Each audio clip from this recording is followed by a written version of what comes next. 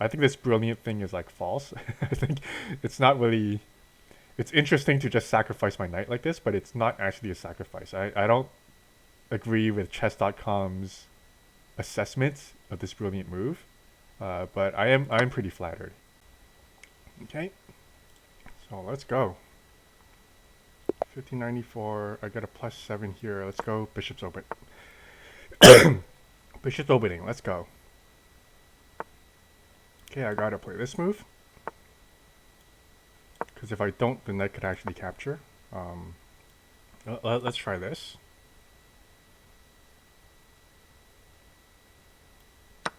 Okay, I don't really mind this. Um, I don't even know.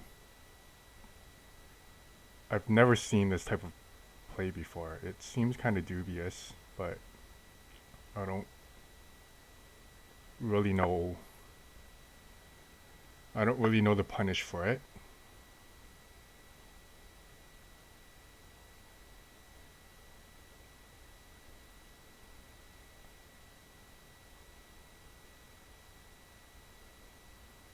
Okay, there's some like really. Hold on. I actually have an idea.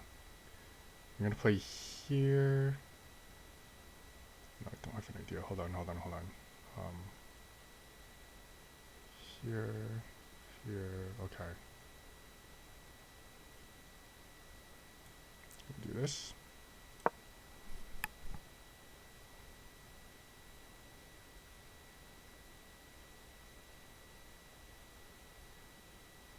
So this defends this pawn and it threatens the fork.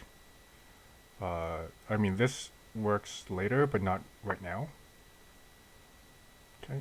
So at this point, I can just kind of ooga booga that.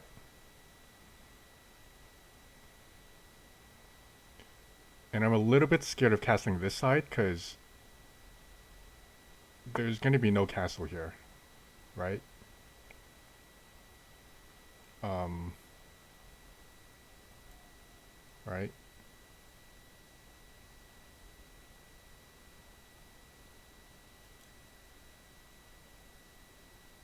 Okay, hold on. Let me just keep it up. Let me just keep this up.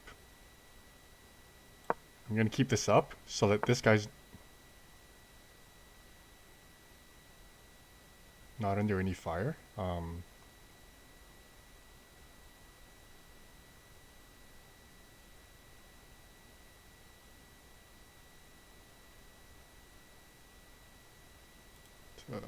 little bit. Let me think about this. I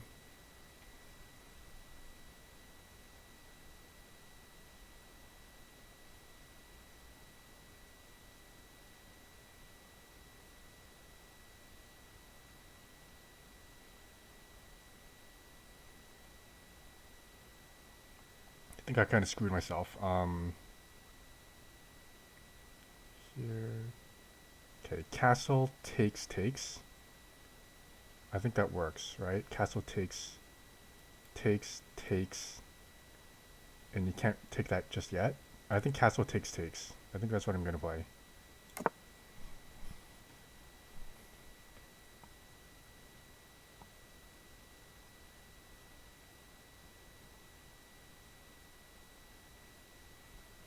I need to review this. Like, I don't know what the fuck I'm doing. I think offering the bishop trade right away was bad. I think I needed to play some other moves first.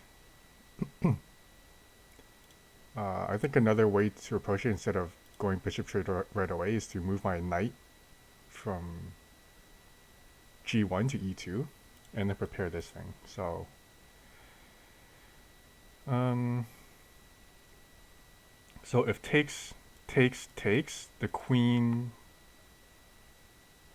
needs to go somewhere because it's being attacked by the rook, and then I can take. And then this guy's going to be under fire too.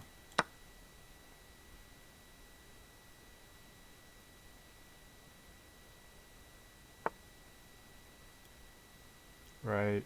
Oh, you can take that. That's fine though. I feel like that's an okay Ooga Booga. Yeah, so that's fine. So that's fine. I mean, that opens up the rook, so maybe I don't really want to do that just yet. I was thinking of this move.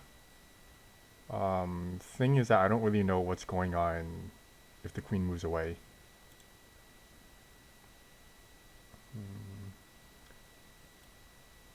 I might as well. And then... yeah, this king is kind of like sketch. Okay,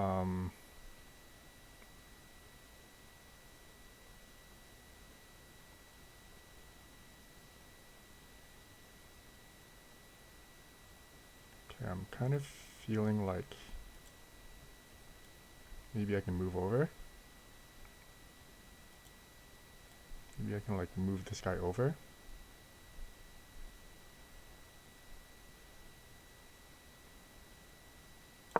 Not really sure. I think my bishop will pull back as soon as the rook attacks it.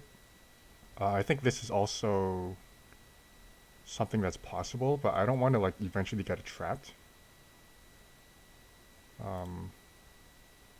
Yeah, this would be kind of Uga. Like, I don't think it really does anything.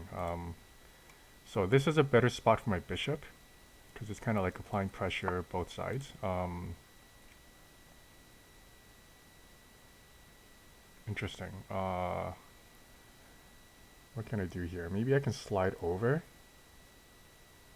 because I do want to move this guy somewhere, but how do I do that? Okay, I think I'm just going to try to trade. I'm going to move you back. I might go for this Uga move. I might also like swing the queen over on this side, not in this square, but I think I can maybe push like so.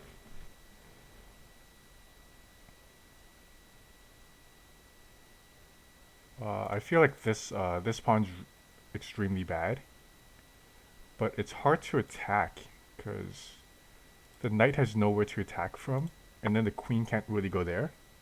So if I go here, takes, it's kind of bad. Okay.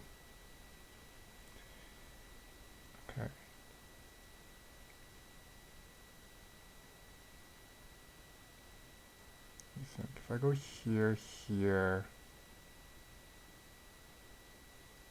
I don't think that does much. If I go here, there's rook here, and then maybe I can swing over, force the queen trade, maybe. I feel that's bad because like I have the king in such a weird spot, but then my center is so solid. I'm gonna force the queen trade.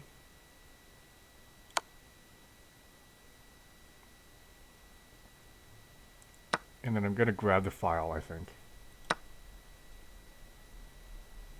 And then if you don't trade with me, if you move away, I'm just gonna go up. Oh, but you got this move too. Okay, that's actually pretty decent from my opponent. I think I'm gonna play here. And the idea with this move, I kind of don't want to either. Maybe I can like force something with this move over here. I think I'm gonna force something. I'll grab the open file. I'm gonna grab the open file. I actually feel pretty good about this game.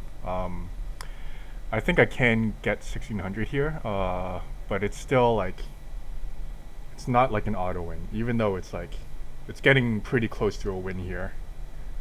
I think my bishop is amazing. Black's pieces are kind of becoming okay. The king is not as big of a problem as it used to be. It's actually pretty safe here.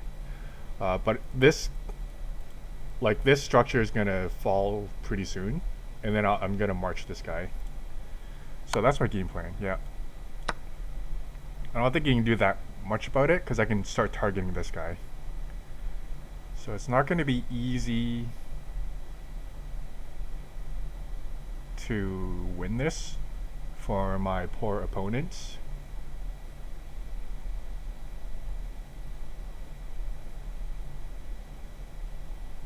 like I'm only up one pawn, but I feel like my pawns are like way better. Because it's not easy to attack this guy. My knight is like kind of loose after my rook captures this pawn. But I think maybe after I capture this, I can go knight here, trade knights, and then target this pawn.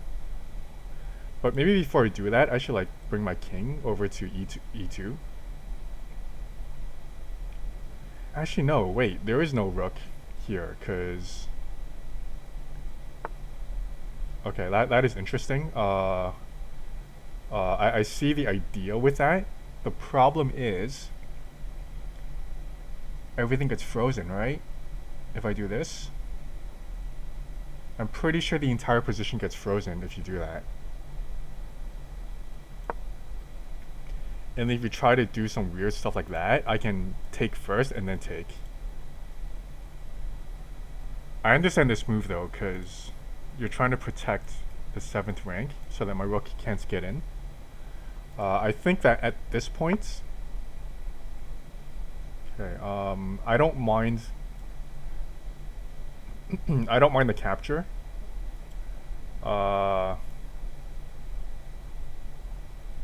At least I don't think I do.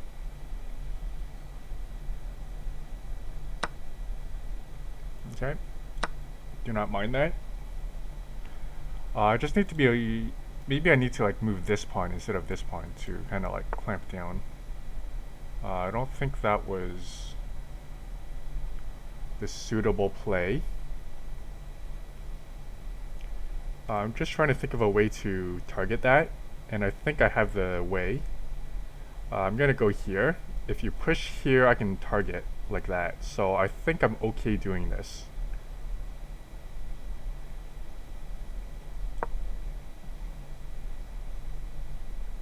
I think I can go here. It puts tickle pressure on this guy, but then it kind of like targets both of these guys, and I don't think there's a. I guess that's you can't move your knight anymore. Like that's a thing. Okay. I'm gonna move here. I'm very close to winning. I can just feel it, but because as soon as I take the rook, the king moves back, and then this guy gets loose, right?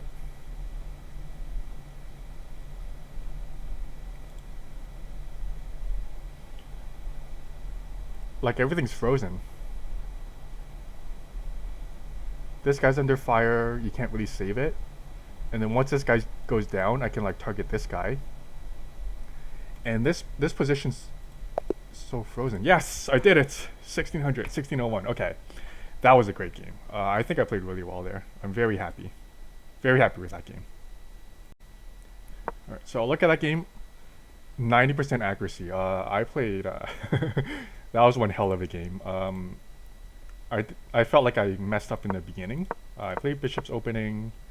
I was mentioning here.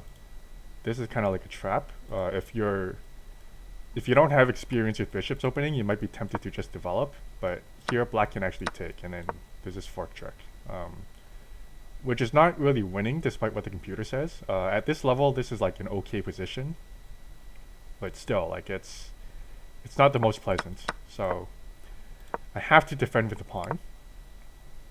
Bishop out. And my experience with the bishop opening is this bishop over here is extremely powerful. It, like the entire point of not playing knight f3 is I kind of reserve the right to play f4. It's kind of my experience.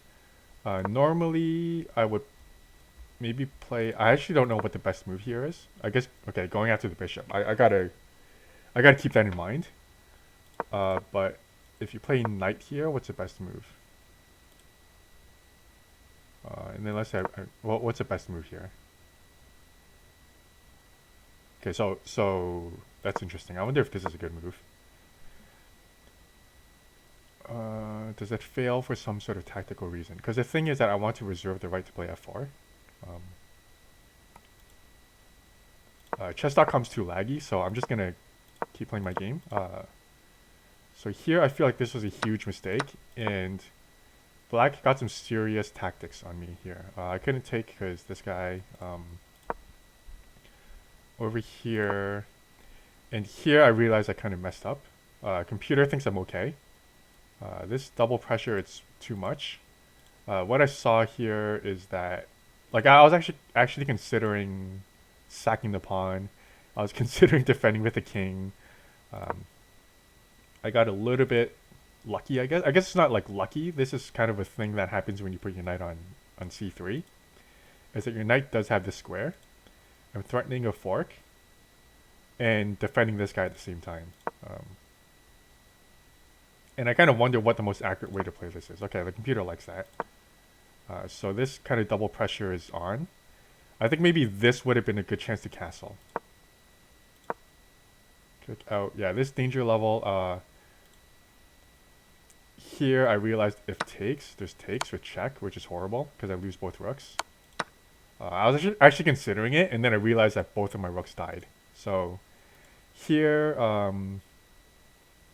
was wondering if there was like a desperado, but I don't see any target for this guy.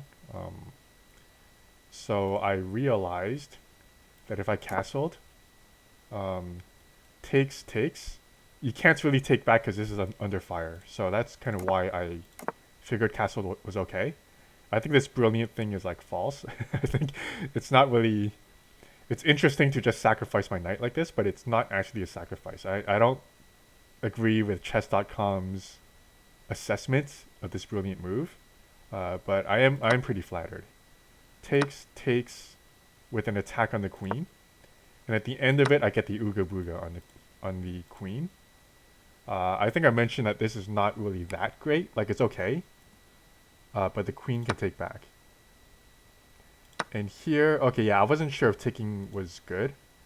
I was afraid that after this, there's like way too much pressure down this file. But another thing that I wasn't thinking of, I should have been thinking of, is like black's development is kind of horrible right now. So like just two heavies, you can't really do much. And I also didn't see that this guy was under fire, which kind of... A later move that he played makes sense. So that was cool. Here... this ended up being a pretty clutch move. I didn't really... I was like, like... I guess like an open file. It's only closed off by pieces. My only reservation for this move is that my queen's undefended. So I don't know if there's some sort of tactic on the knight. I didn't see anything because black was so... Or rather, I didn't believe there was anything black had. Because they were so... Arcs 12 was so underdeveloped. That I don't think there was any sort of tactic. Any sort of tactic would have involved the pawn, but the pawns are all blocked off. But I was nervous about these queens seeing each other. And my queen being undefended, and my opponent's queen is defended.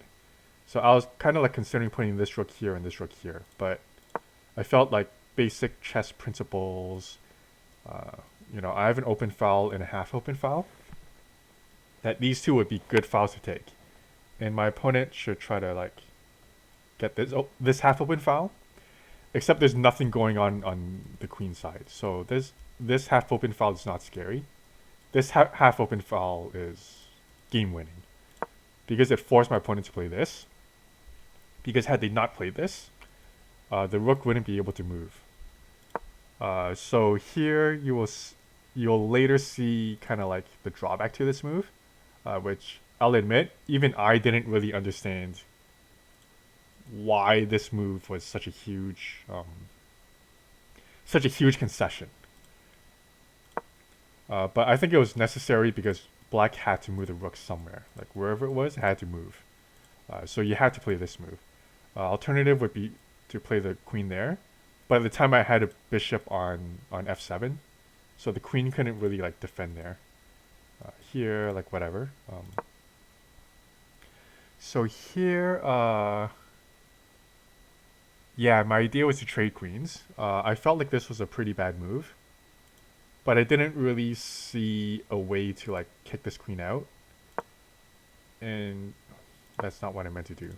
I didn't see a way to kick the queen out, and there was constant pressure here. Um, this pawn was no longer under pressure because the knight guards a square, but it's just like nagging pressure. I didn't know what was going to happen if the king got out of the way, rook got in. I didn't really know what was going to happen. So I wanted to trade queens, even though it felt bad, because my opponent played this king d8 move like really early on, and I felt that was really, really risky. And I thought that I needed to punish that, and I didn't know how. So here, I traded queens. I decided that this was no good because my knight has nowhere to move. And then if my knight, I mean, there's like a backwards knight move, but if I move my knight, like this rook is, I mean, it's defended if I move my knight here. But if the rook takes, like, everything just seems kind of disconnected and loose. So taking with the knight was better. And the thing that I kind of got lucky with, so this move is a huge concession. My decision to take with the knight, I didn't really think that much about it, but it gave me this nice square. And here you could see this h-pawn move. It ended up being killer. I think this was a good move. It connected the rooks. And the king is extremely safe here. It's on a dark square. I don't have a dark square bishop. The only piece, like, no pieces can access this king. This knight is way too far, and none of my rooks can access it. And this bishop is on the wrong color. But I really love my bishop on this diagonal. So here, I felt like me taking the rook was bad, because I don't have the open file. I'd have to like move my king, and then like move my rook, and I felt like in that position I had no advantage.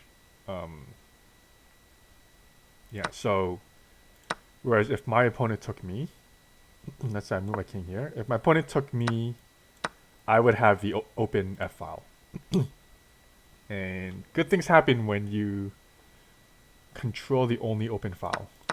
So this, I felt like it forced a trade, because like, I mean, I guess there is like this move. I don't really know. Is this a move? I don't really think that's a move. Because then I would just take, and then I can take. And then this guy's going to be loose. So I'm just going to show that actually. Here, although this might be like the lesser of two evils, but here, here, here. Once again, I control the open file, and this guy is very weak. So that's kind of why I think my opponent took me, because there was no way to not take. Like you had to give something up no matter what. And here my opponent tried to guard the infiltration, but here I felt like everything's frozen. Knight can't move because the rook's under fire, and then the rook would have to move, and even after the rook moved, I felt like the position was very frozen. I moved the king up. I felt like why did I move the king? Yeah, because my eyes were on this pawn. I think my brain was fixated on this kind of like freeze, but I could target on like this freeze, but nothing's preventing me from hitting the pawn and keeping everything frozen. Like the rook moving to g8, it doesn't stop the situation of everything being frozen. And then like once black unfreezes the position, I have the option to take, and I'm taking with check, which is not, I mean, it's whatever. It's not good, not bad, I guess. Maybe in this position, let me calculate. So if check, and I'm not really sure if there's a way to get to safety. Computer's giving this move, which is pretty nasty.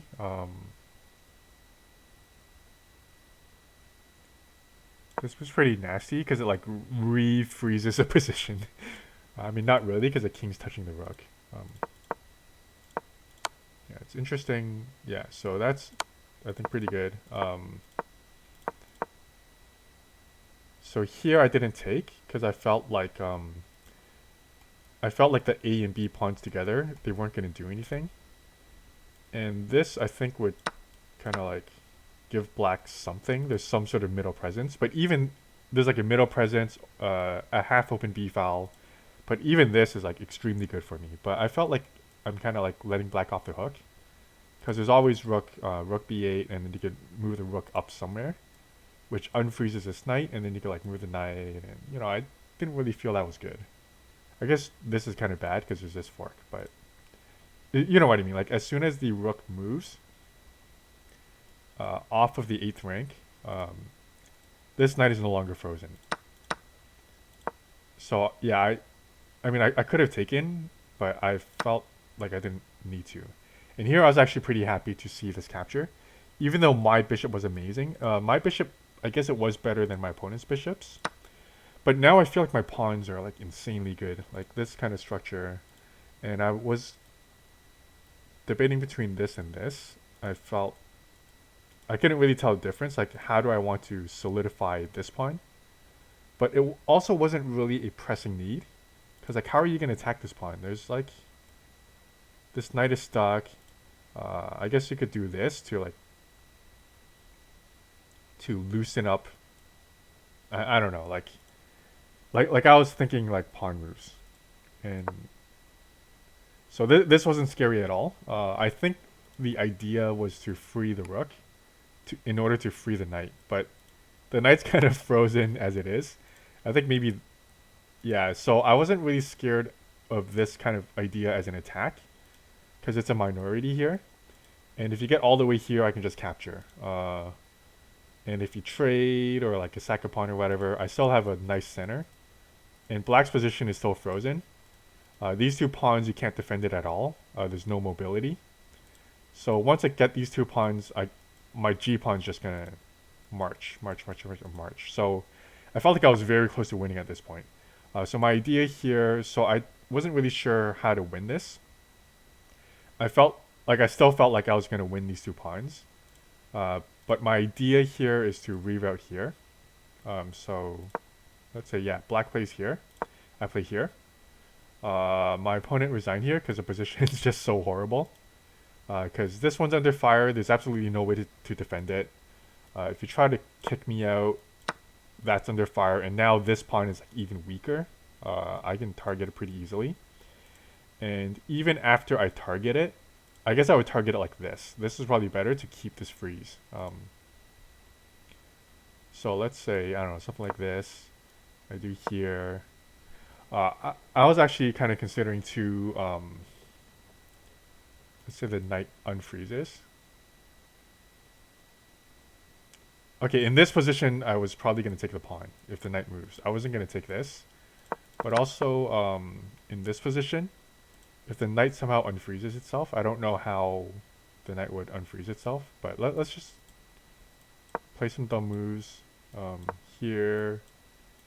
If knight goes here, I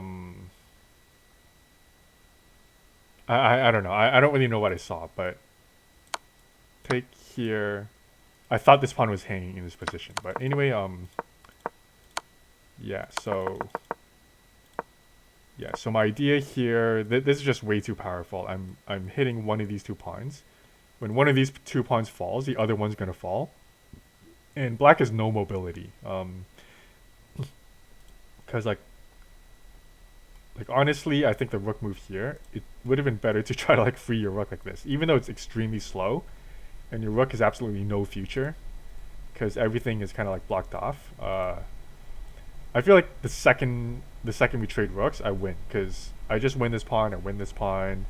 Knight has no mobility, so yeah, like this is a very good game. I think that I was in trouble early on, but I kind of managed to weasel my way out of the early game. I felt like my opponent, even though the computer disagreed with me, I felt like my opponent had a better early game. I'm definitely not going to play this instant bishop trade idea in the future. I'm going to remember this kind of idea. I'm just trying to think here, here, and then here, right? Is that the idea? Yeah. So as soon as, yeah, I gotta keep this idea in mind. As soon as black plays this move, this bishop gets blocked off. So I can forcibly trade. Yeah, and here I'm not afraid of this file. This file is, as Daniel Naroditsky would say, it's a paper tiger. Like I'm not scared of this at all. Like if there's anything I'm scared of, it's like black making use of the double B pawn to kind of like bully me around. Anyway, that was a pretty good game. I mentioned in an earlier video that these milestone games where you reach a certain milestone, they're usually pretty bad. But I'm actually pretty happy with how I played here. So I'm glad that I got to 1600 on kind of my first try. 1594. I haven't been like, you know, one game away from 1600 ever. I got like 1570, 1580, but like 1594, this game takes me to 1600. This is like the first time I had like a game that would take me to 1600, and I'm happy that I performed pretty well that game. Like I'm happy with this game. So anyway, I hope you guys enjoyed.